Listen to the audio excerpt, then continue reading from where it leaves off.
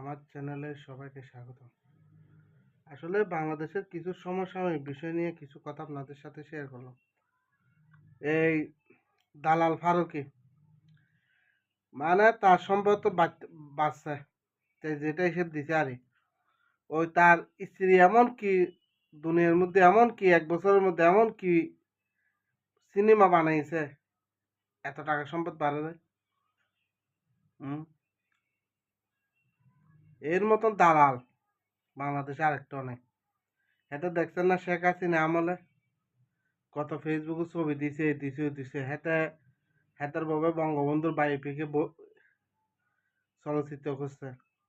আর এখন দেখছেন শেখ হাসিনার বিরুদ্ধে প্রোপাগান্ডা চালাইতেছে। এতে বহুত বড় ধরনের বাটফার। হেতার যারা চিনে নাই তারা এখনো চিনে নাই তারা। হেতে এরকম বাটফার। এতে নাটক ইস্যু তৈরি হয়েছে মানে বাংলাদেশের অপসংস্কৃতির মূল নায়ক হচ্ছে এতে। আগে যেগুলো সিনেমা ছিল নাটক ফ্যামিলির সাথে ছায়া যেত হেতে পরিচালক ওর পর থেকে বাংলাদেশে 12টা বাজায় ফেলছে ফারুকি। 12টা বাজায় ফেলছে।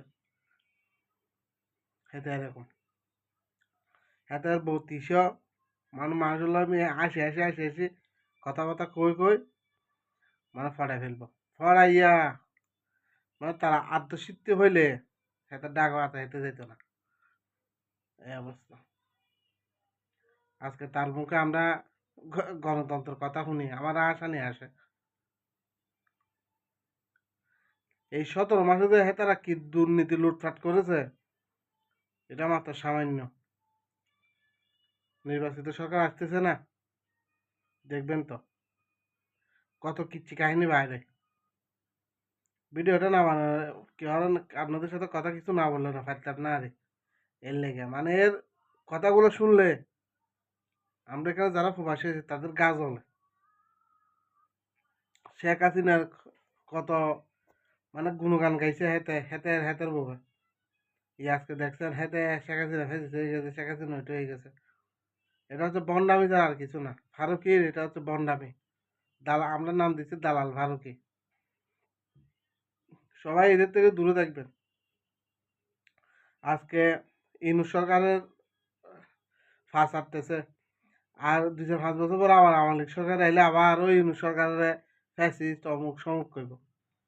হেতে এরকম এরা স্বার্থ ছাড়া এসব মানুষ মানে কোনোদিন উপহাস হয় না এরকম। আজকে বাংলাদেশের অপসংস্কৃতির জনক হচ্ছে হেতে। হেতে যত নাটক পরিচালনা করছে যত সিনেমা পরিচালনা করছে সব আপনারা যদি দেখেন বুঝতে পারবেন এতে কিরকম লুচ্চা কিরকম লফর এটা এরকম।